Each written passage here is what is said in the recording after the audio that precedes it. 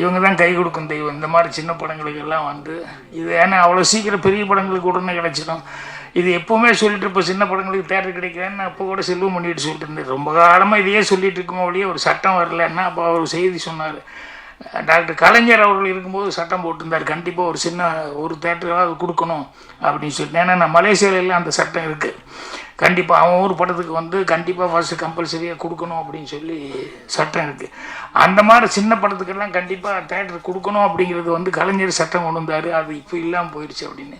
அதனால் இப்படி இப்போ இன்றைய முதல்வர் அவர் ஸ்டாலின் அவர்களுக்கு வந்து இந்த செய்தி போகுன்னு நினைக்கிறேன். அதை முதல்ல திறந்து விடுங்கப்பா அந்த சின்ன படத்தை. ஏன்னா எலெக்ஷன் ஒரு நேரம் உடனே பண்ணிடுவாங்க.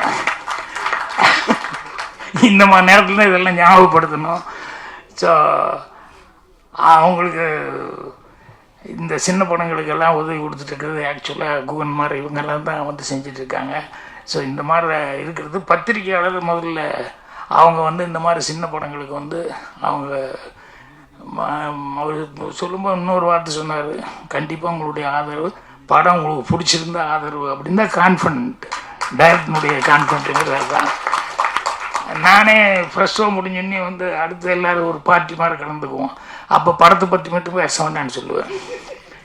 என்னன்னா அது அவங்க பார்த்துட்டு என்ன நினைக்கிறாங்களோ அதை பண்ணிட்டு அதை பற்றி நம்ம அங்கே பேசவே கூடாது அப்படின்னு சொல்லிட்டு, நமக்கு வந்து அவங்க என்ன எழுதணும் அப்படிங்கிறது வந்து நம்ம அவங்ககிட்ட போய் எப்படிங்க என்னென்னலாம் கேட்டுக்கூடாது, அது எழுது தானே போகிறாங்க அப்படின்ட்டு. அந்த மாதிரி அந்த டைரக்டர் வந்து அவர் கான்டென்ட்டாக சொல்லி சொன்னார். ஸோ ஓரி அவர்கள் கஷ்டப்பட்டதுக்கும் இந்த டீமினுடைய மொத்த கஷ்டத்துக்கும் வந்து கண்டிப்பாக ஒரு நல்ல பலன் இருக்கும். அதனால் மீண்டும் உங்கள் படம் வந்து ஃபங்க்ஷன் பண்ணணும், அந்த ஃபங்க்ஷனில் வந்து கலந்துக்கணும்னு நினைக்கிறேன். தொகுப்பாளனி பிஆர்ஓ எல்லாருக்கும் என்னுடைய வாழ்த்துக்கள் தெரிவிச்சுக்கிறேன். எங்கள் டைரக்டர் சொன்னேன், அவருக்கு வந்து இன்றைக்கி வெற்றிமாறன் அவர்கள் வந்து ஒரு அது என்னது பட்டறையா கிளாஸ் ரூம், எனக்கு அவன் இங்கிலீஷ் வர மாட்டேங்குது, சாதாரண ஒர்க் ஷாப்பு அது இதுன்னு சொல்லுவாங்க இல்லையா, அந்த மாதிரி ஒரு நல்ல ஒரு விஷயத்தை வந்து பண்ணிக்கிட்டு இருக்காரு. ஏற்கனவே அவர் குருநாதர் பாலு மகேந்திர சாருக்கு பண்ணார், இப்போ ஏன் குருநாதருக்கு வந்து பண்ணிக்கிட்டு இருக்காரு.